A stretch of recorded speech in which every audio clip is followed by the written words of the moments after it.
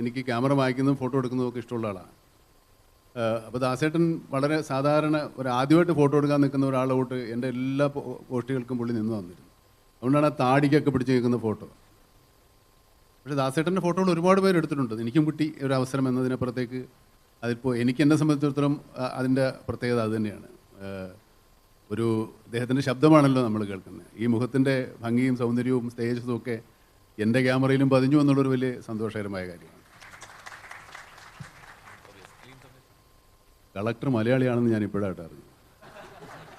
വെറും മലയാളിയല്ല, നല്ല ബെസ്റ്റ് മലയാളിയാണ്. പറഞ്ഞ ഭാഷ വളരെ സന്തോഷം. ഇങ്ങനെ ഒരാൾ കളക്ടറായിട്ട് വന്നു.